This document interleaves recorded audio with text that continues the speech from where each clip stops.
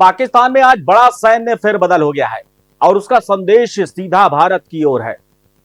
रावलपिंडी के GCQ में आयोजित कार्यक्रम में फील्ड मार्शल आसिम मुनीर ने देश के पहले chief of defence forces CDF के रूप में पदभार संभाल लिया है।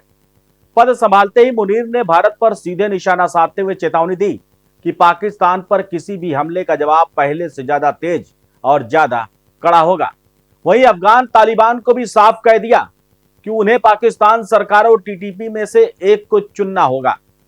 नई जिम्मेदारी, नए अधिकार और नई चेतावनियों के साथ मुनीर अब पाकिस्तान के सबसे ताकतवर शख्स हो गए हैं।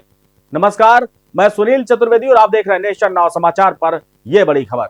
रावलपिंडी के GHQ में आयोजित हाई प्रोफाइल समारोह में फील्ड मार्शल आसिम मुनीर ने सोमवार को पाकिस्तान के पहले CDF chief of defence forces का पद संभाल लिया। उन्हें गार्ड ऑफ ऑनर दिया गया और इसके साथ ही पाकिस्तान की सैन्य संरचना में बड़ा बदलाव आधिकारिक रूप से लागू हो गया। पदभार ग्रहण के बाद मुनीर ने अपने भाषण में भारत पर सीधा बयान दिया, अगर भविष्य में पाकिस्तान पर हमला हुआ तो जवाब पहले से ज्यादा तेज और ज्यादा कड़ा होगा। उन्होंने कहा कि मई के ऑपरेशन सिंदूर के दौरान पाकिस्तान ने भारत को मुंहतोड़ जवाब दिया था। मुनीर ने इसे पाकिस्तानी सेना की क्षमता और हिम्मत का प्रमाण बताया। मुनीर ने कहा कि आधुनिक युद्ध केवल सीमा पर बंदूकों से नहीं लड़े जाते, बल्कि cyber space, space technology, electromagnetic spectrum, AI, quantum computing और जैसे नए मोर्चे अब आधुनिक लड़ाई का हिस्सा हैं। उन्होंने फोर्सेस को आगाह किया कि उन्हें इन नई चुनौतियों के अनुरूप खुद को ढालना ही होगा। अफगान तालिबान को भी कड़ी चेतावनी दी।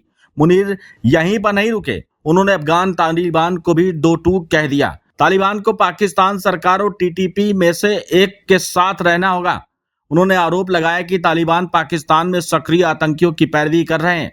पाकिस्तान लंबे समय से TTP को भारत से समर्थन मिलने का आरोप लगाता रहा है। 4 दिसंबर को पाकिस्तान सरकार ने आसिम मुनीर को एक साथ 2 पद सौंप दिए, जिसमें CDF और COS शामिल हैं। दोनों पदों पर उनका कार्यकाल 5 साल निर्धारित किया गया है। 12 नवंबर को पाकिस्तान संसद ने 27वां संवैधानिक संशोधन पास किया था, जिसके बाद CDF का पद बनाया गया। इसी के साथ मुनीर को परमाणु हथियारों की कमान भी सौंप दी गई, यानी वे अब पाकिस्तान के सबसे शक्ति संपन्न व्यक्ति बन गए हैं। जनरल आसिम मुनीर नवंबर 2022 में सेना प्रमुख बन गए थे।